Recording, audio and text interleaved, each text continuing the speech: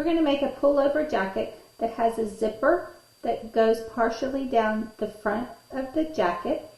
It has an applied pocket on the lower portion of the front of the jacket. We're going to put in set-in sleeves using the in the round method with an elastic casing for the finish of the wrist. We're going to have a shirt tail hem that's modified depth to finish the bottom of the jacket. We're going to do a standing collar, and to finish the front facing and the collar facing, we are actually going to use a blind hem stitch. To make the jacket, you need McCall's pattern number 7986. You need your fabric, your coordinating thread, a sports type zipper. You're going to need interfacing. You're going to need a safety pin for pulling your elastic through. You're going to need 1 inch elastic. You need your tape measure, and you're going to need your hem gauge. This pattern has 4 views that you can choose from to make. View A has a standing collar. It has elastic cuffs at the wrist. It has an open bottom for the hem, and it has a square pocket with a flap.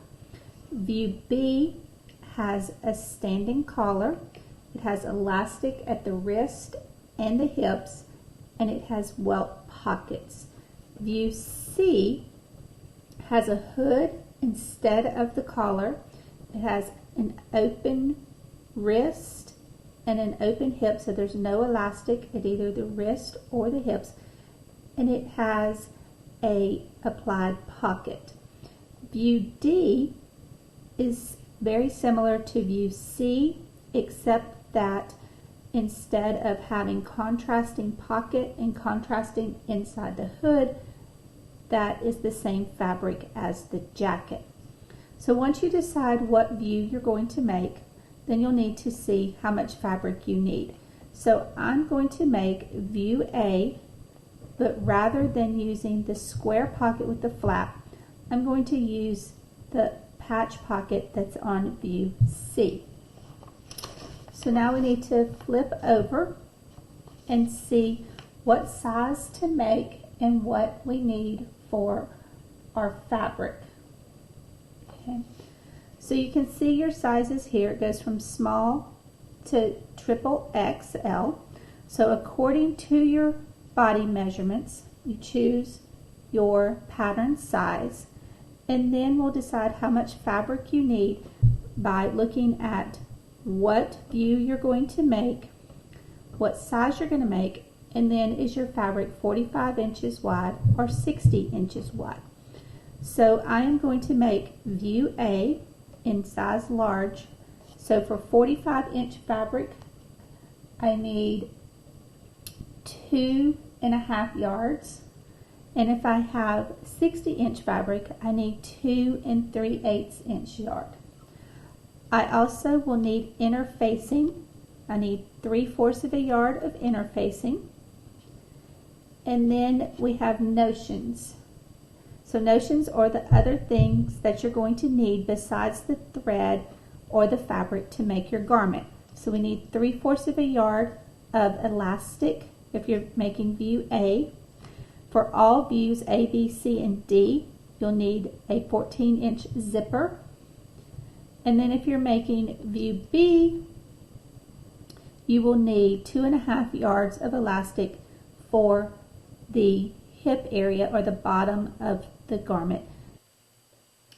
We're ready to open our envelope and see what pattern pieces we need to make the garment. So again, we're making view A, but we're using pocket for view C.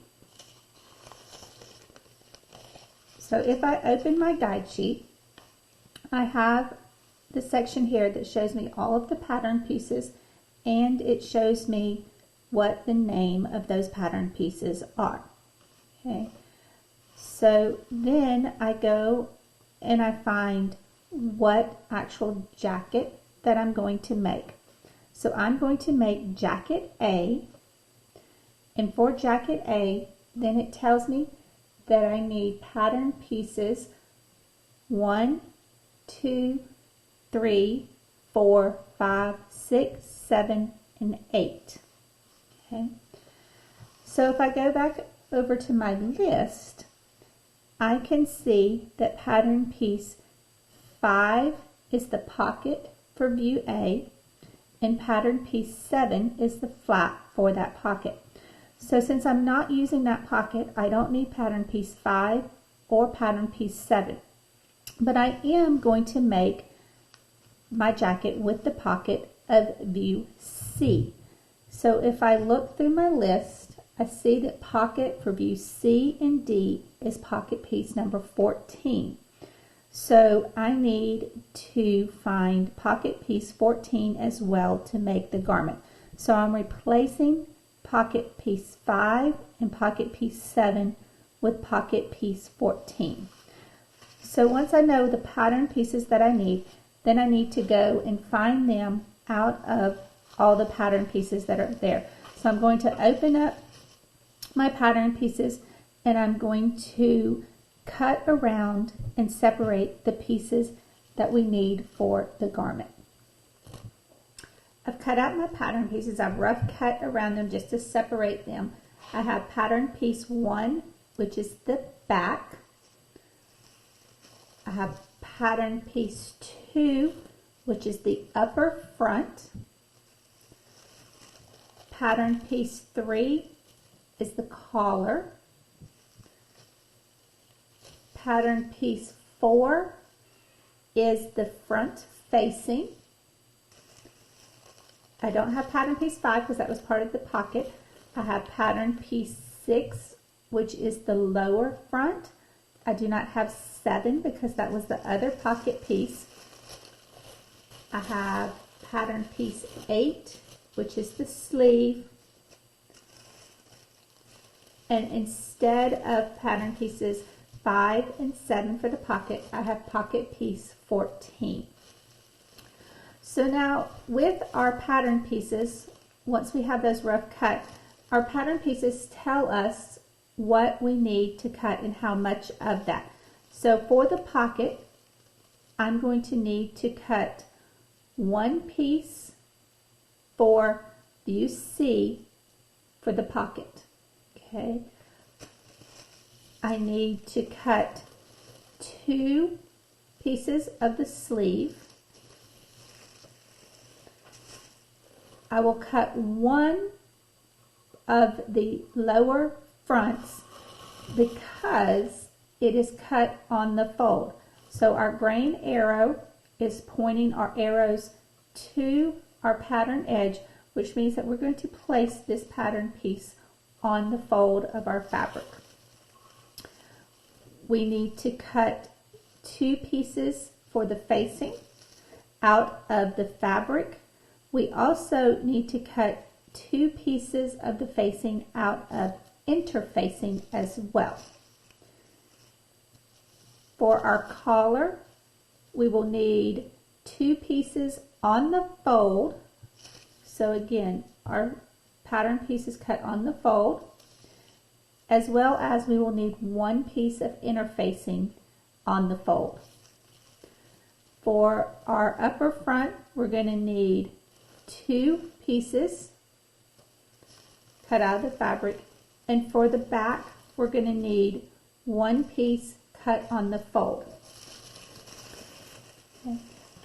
So now to determine how to lay out our fabric, we're going to go back to our guide sheet, back to the jacket that we're making, and depending upon how wide your fabric is, if you have 45-inch fabric or if you have 60-inch fabric, is going to depend on how you're going to lay that out. Okay, so to determine the width of your fabric, measure across your fabric from selvage to selvage. And as you do that, you'll either end up with a measurement that's 44 to 45 inches, or you'll end up with a measurement that's 59 to 60 inches. So if you have 45-inch fabric, you're going to lay it out. If you have a size small, a medium, or a large, you're going to lay out according to this layout. If you have an extra large, extra, extra large, or up to the triple X large, you're going to lay it out according to this layout. And if you have a 60-inch fabric, we're going to lay it out according to this fabric. So according to the 60-inch fabric, it's telling us that our selvage, one selvage is here and one selvage is here. So what that is doing is, rather than folding the fabric directly in half, we're folding the fabric 2 layers wide enough to cut the front and the backs of our fabric. Okay. And then we have the rest of our fabric 1 layer thick. That's why you see these pattern pieces on there twice, because we need 2 of pattern piece 8, which is the sleeve.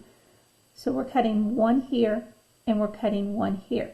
The other thing that we see is that since this is a single layer, we have, when we place the pattern piece, we're placing 1 pattern piece right side up, and then we're turning that pattern piece wrong side up so that we have our sleeves going in opposite directions on the fabric, so that we will end up with a left and a right sleeve. So when our pattern piece is right side up, that means that the writing on the pattern is facing up. When our pattern piece is upside down, that means that the writing on the pattern piece is facing down towards the fabric.